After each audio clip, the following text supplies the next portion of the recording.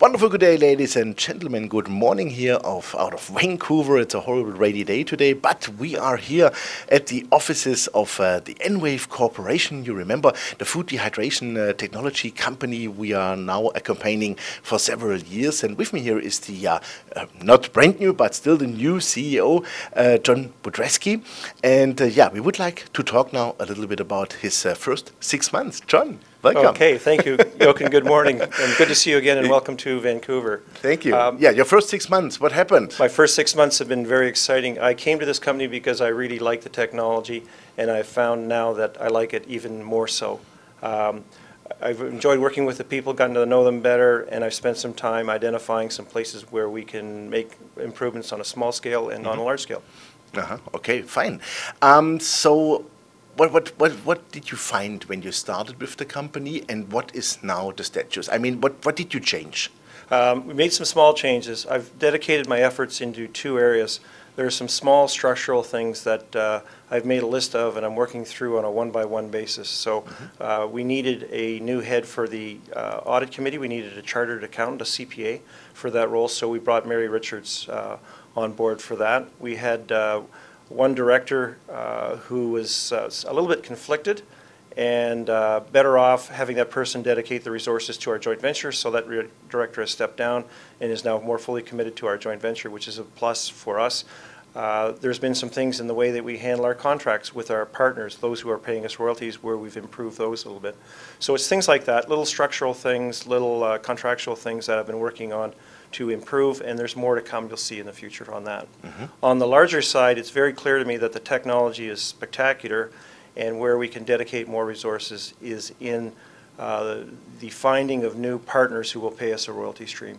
So we've done a lot more effort, and we're doing more effort into finding new partners, or taking the partners that we have and advancing their work with us and having them commence to paying royalty streams.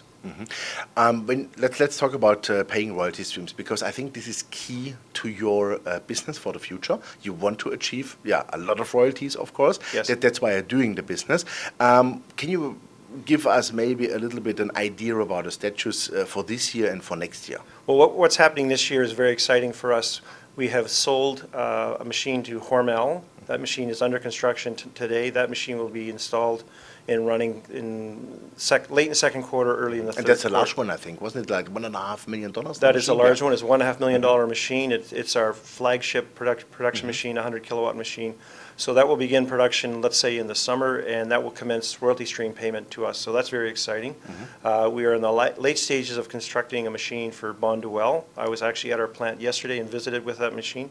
It's in great shape, and we will be installing that later in February or in March. That machine will go into production in the second quarter of this year, and that machine will start to pay us royalties as well. Late in the fall of 2014, Napa Mountain Spice Company put their machine into a high level of production, and that begins to pay royalties for us as well. So we're very excited about 2014 in that we've got new machines going in production, and the ones that we have are starting to step up their production. The machine that is producing the cheese is also stepping up. That's what I wanted to ask, more cheese. Its level of production. So the cheese business is advancing well. It was a standing start in July. We've had increasing sales on a quarter-over-quarter basis. We see that trend continuing. There will be adjustments along the way as we refine our marketing with it, but we're very happy with how that cheese machine is producing. So can we maybe constitute that from 2016 latest on you are cash flow positive? Yes, or I let's think say you make a profit? Yes. Can we say that? Profits are hard to say because of the way the accountants work with the numbers, but what we are seeing is an increasing sale of machinery, which allows us to record cash flow positive on that. The royalty portfolios are starting up. They're starting to build. Binder, our subsidiary in Germany, is turned the corner, and it looks to be cash positive. And the cheese business is also looking like it's going to be cash positive this year. So we're very optimistic on our cash flow. Fantastic. How was the feedback so far for the cheese? Because I think you started with 200 stores, if I'm correct. And Kroger has altogether, I think, over 3,000 stores in the US. And if I recognize this really correctly, they wanted to enlarge the amount of stores where they want to sell the cheese. Is that correct? That number is increasing, and I can't give you a precise number, but we're well through 300 stores now. Wow. We've also started some import of that cheese into Canada, and we've got some other places that are quite exciting that we're very close on having a contract to supply them. So the number of stores is building, and the volume poundage of cheese increasing is building as well. Okay, fantastic. So we talk now about a cheese product. We talk about fruit dehydration. We talk about different other things. But I want to point out a little bit now onto the pharma business, because you had quite a nice news with Merck. I would say it was nothing specific. That's correct, yeah, because you're not allowed to disclose. But what was perfect for me was that it's a non-exclusive contract with Merck. So this, tells me a little bit that there's maybe some more pharma deals on the horizon. The Merck announcement was a very exciting announcement, and it's somewhat transformative in our dealings in the pharmaceutical business. We had previously been dealing with Merck on an exclusive basis, and what we've done now is we've worked with Merck to reduce the exclusivity to a small number of areas of the pharmaceutical business where they will work faster to develop that, but it releases us to deal with other participants in the pharmaceutical business. So what we've done is we've gone from perhaps a slower moving 100% exclusive agreement to a non-exclusive agreement, or a narrow exclusive agreement on a faster moving business plan, and the opportunity to go and approach and work with other participants in the pharmaceutical business. So it's very exciting for us to have that ability to speed up with Merck, but also to go and approach and work with other pharmaceutical companies. Great. Can we say something about a time schedule with Merck when we maybe can see a first deal out of that, or let's say a first possible royalty coming in?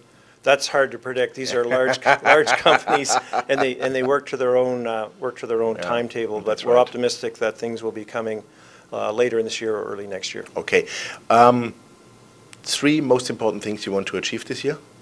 Clearly it's all about advancing our sales effort and bringing in more partners. So we've dedicated more personnel to that effort. We had previously gone to somewhat of a reactive sales mode where we went to trade shows and people would call us. We're upping the level of trade shows that we're visiting with, and we're also going to contact people directly on our own and to increase the number of prospective partners. And then lastly, we're going from just a tier 1 strategy to more entrepreneurial companies that can act quickly and put our machinery in production. But our efforts this year are all about finding new partners to buy machines and pay us more royalties, or accelerating the work we've got with the partners now to buy additional machines and pay even more royalties. Great. Last question, financial situation of the company, all in good shape? We have about $6 million in cash in our bank account. We're very comfortable that will not run out effectively, that we can pay our own way. That $6 million, if we were to do nothing, would last us 2 years, and we certainly are doing lots of things. We are not sitting I hope that idle. you do something in those 2 years. We are doing lots of things. We are not sitting idle. Great, John. Thank you very much for that. Keep fingers crossed, and I hope that we can report quite soon some good news, some new partnerships, and especially some royalties. Thank you very much. We're working hard on all of those fronts. Super, fantastic. Thank you very much. Thank you. Yeah, ladies and gentlemen, that was John Budreski, the CEO of EnWave Corporation. Well, you heard it. They are highly pursuing on a high-speed path now, the execution of more marketing, more royalties. They want to sell more of their machines and start to get really high royalties then. And from 2016 on, he said it, we will see hopefully not only cash flow positive, maybe they are profitable, we don't know, but we will see. They work hard on that. And let's wait and see. More good partners are coming in. I think the customer base the company has so far speaks for itself. Bonduelle, Merck, and some other big companies like Hormel. And I think certainly there is some blue sky here on the future. We will report about it. Thanks and bye-bye from Vancouver.